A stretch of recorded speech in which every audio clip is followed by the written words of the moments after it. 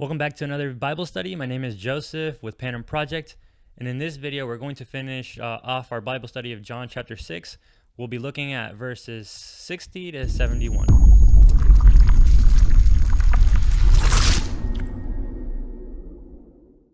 The words of eternal life.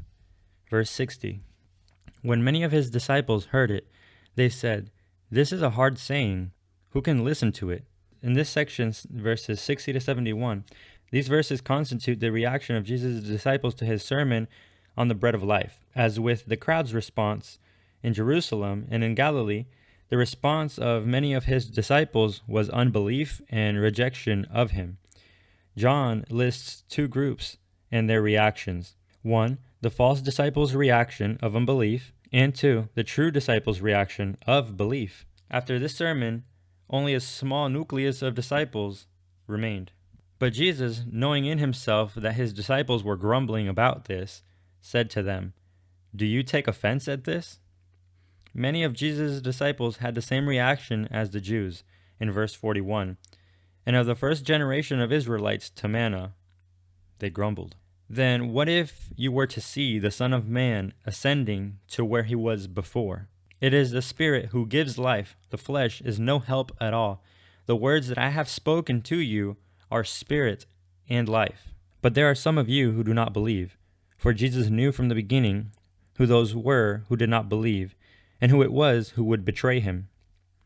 Reminiscent of Jesus' words in chapter 2, verse 23 to 25, Jesus knew the hearts of men, including those disciples who followed him. He supernaturally knew that many did not believe in him as Messiah and Son of God, so he did not entrust himself to them. These false disciples were simply attracted to the physical phenomena, miracles, and food, and failed to understand the true significance of Jesus' teaching. And Jesus said, "This is why I told you that no one can come to me unless it is granted him by the Father."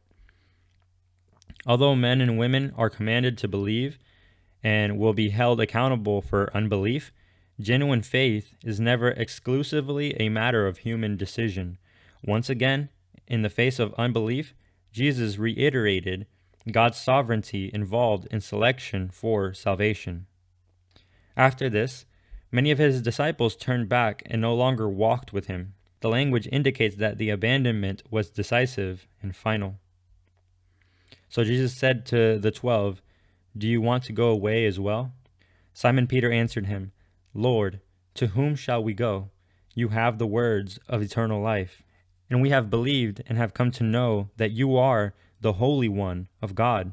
Peter's words were somewhat pretentious, in that he implied that the true disciples somehow had superior insight, and as a result came to believe through that insight. Jesus answered them, "Did I not choose you, the 12? And yet one of you is a devil."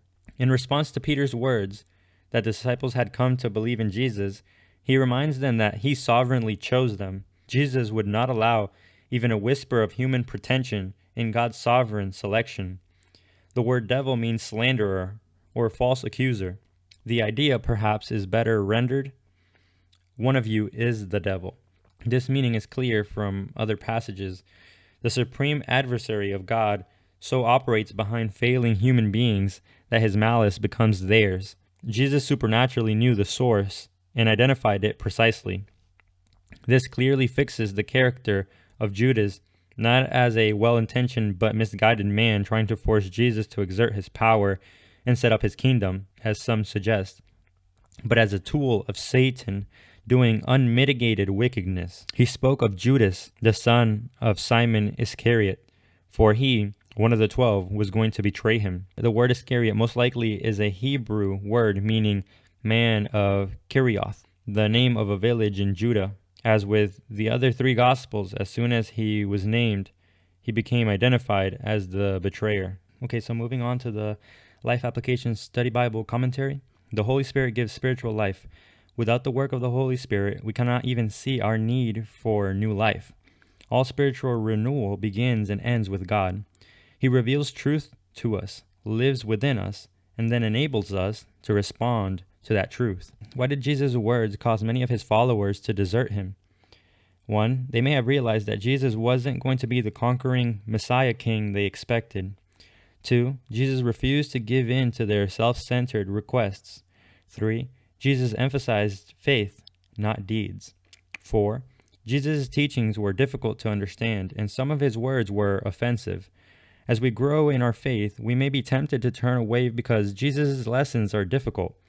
Will your response be to give up, ignore certain teachings, or reject him? Instead, ask God to show you what his teachings mean and how they apply to you. Then persist with courage to act on God's truth. After many of Jesus' followers had deserted him, he asked the 12 disciples if they were also going to leave. Peter replied, "Lord, to whom would we go?" In his straightforward way, Peter answered for all of us, "There's no other way. Though there are many philosophies and self-styled authorities, Jesus alone has the words of eternal life. People today want to go their own way or no way at all. They look to their own imaginations, instincts, or some intangible wisdom inside them. People look everywhere for eternal life and miss Jesus, the only source of it. Stay with him, especially when you are confused or feel alone. Jesus offers no middle ground. When he asked the disciples if they would also leave, he was showing that they could either accept or reject him. He was not trying to repel people with his teachings. He was simply telling the truth and giving them a choice.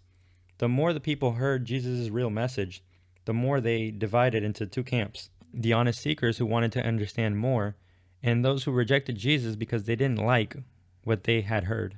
In response to Jesus' message, some people left, others stayed and truly believed, and some, like Judas, stayed but tried to use Jesus for a personal agenda. Many people today turn away from Jesus. Others pretend to follow him, going to church for status, the approval of family and friends, or business contacts. But only two real responses to Jesus are available. You either accept him or reject him.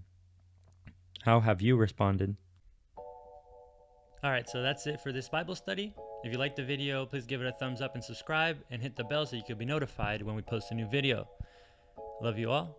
Peace.